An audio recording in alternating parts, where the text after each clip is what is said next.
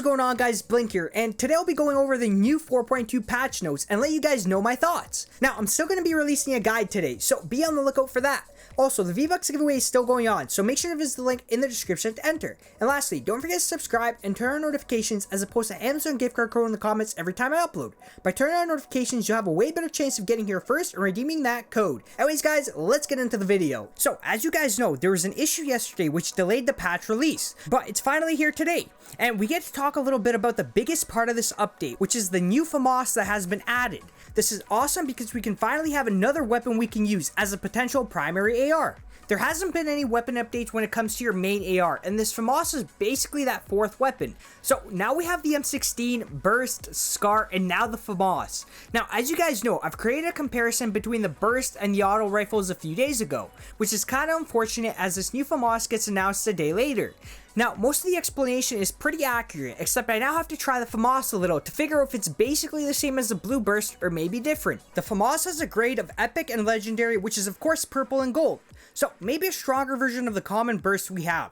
Can be found in floor loot, treasure chests, supply drops, and vending machines. Does 32 to 33 damage, which is 2 to 3 more damage than the Blue Burst, which is nice. So that's basically it about the Famas. I don't have any more info as I haven't played with it much. I do plan on making a detailed Famas guide very soon, so be on the lookout for that. Now, let's get a little more into the rest of the patch notes. So, we have apples in the game now. Consuming an apple will grant you 5 health up to 100 HP.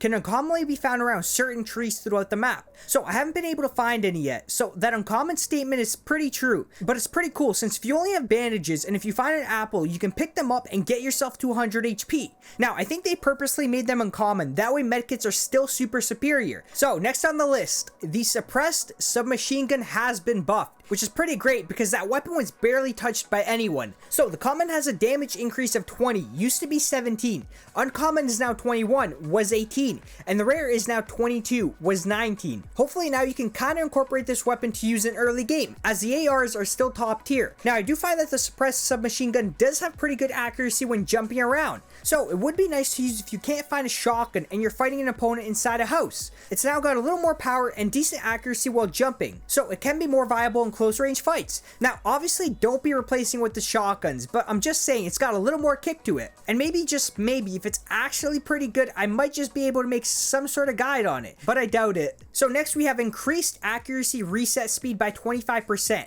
This will increase the penalty during continuous fire. So I'm guessing this just means the crosshair will close a little faster, resulting in you being able to shoot a little more accurate with more speed. So I guess it's a good little change. Increased damage fall off range, which basically means you'll be dealing a little more damage in farther distances, because as you guys know, the farther the player is, the less damage you'll be dealing to him. So they basically up the damage at those distances. Decreased trap damage from 125 to 75.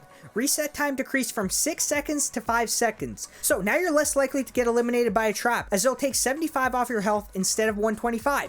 The trap reset time has also been lowered, so after it goes off, it'll take 5 seconds to go off again instead of 6. Now, I'm not sure what I think of this update, don't really have a thought on it, but it just basically means you'll need to use that extra trap to get the same results as before.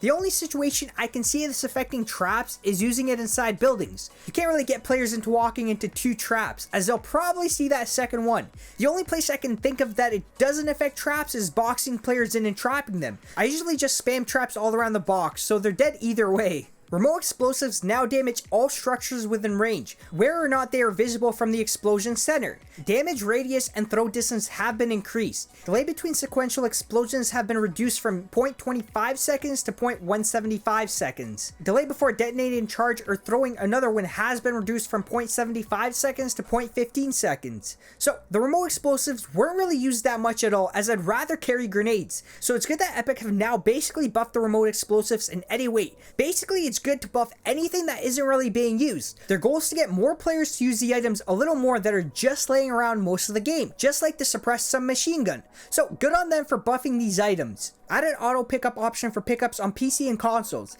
This will automatically pick up weapons and consumables when walking over them as long as inventory slots are still empty. So it's a pretty cool update for some people that like running over items then kind of replacing what they need. Now, I'm not sure if I'll be enabling this option myself, as I'm already so used to just picking stuff up on my own. I'm also also able to pick up what I need, although I can't figure out if this will speed up my looting time, so I'm probably going to switch between options to see if I like it. Fixed an issue where turbo building would stop if you pressed another button before releasing the other. Fixed an issue allowing players to bypass weapon equipped items after canceling a consumable use animation. Players can no longer crouch through the vents of the research facility in Dusty Divot. Fixed an issue causing door prediction to get stuck and making it so players could never open doors. Fixed an issue that caused an incorrect display of selected cosmetic items in the lobby. Patched up a hole in terrain near Lucky Landing. Fixed an issue that made chests appear to be unopened when they have already been looted. Fixed an issue that allowed players to sprint at full speed in a section of the Loot Lake water. So most of these bugs I won't really talk about as they're straight to the point and just take up a lot of unnecessary time. Just good to have them fixed and just to let you guys know the bugs have been fixed. So there's really nothing to add here. Improved overall server performance. Server tick rate has been increased from 20 to 30 updates per second, which is really good. Basically, to sum up what tick rate is, it's the amount of times the game will update your actions. So with 30 tick rate, your information is getting updated 30 times per second to the server, which means everything you do while playing is being updated onto the map more frequently, basically resulting in smoother character movements for everyone. Now, another big performance update is that they improved the material loading time by 2, and it should help buildings and characters stream in faster and reduce hitching. This is pretty awesome because I'm not sure if it was just me, but in some fighting scenarios, my material building would take a noticeable second to build. Now, overall, this is just good because it just avoids any little material issues that might happen when you're building super fast. Fixed large hitches that occurred when certain cosmetic items were encountered for the first time in a match.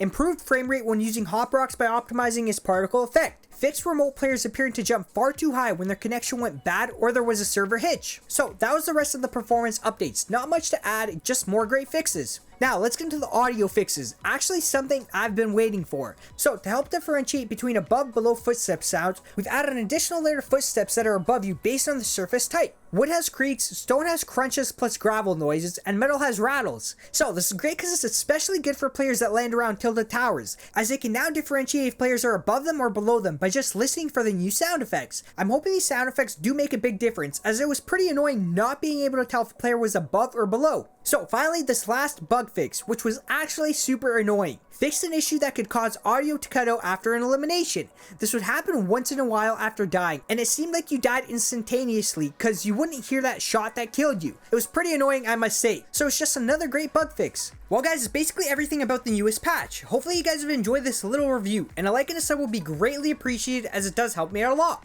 Anyways guys, thanks for watching, and I hope you have a great rest of your day or night, and I'll see you in a few hours as I do have another guide coming out. So be on the lookout for that.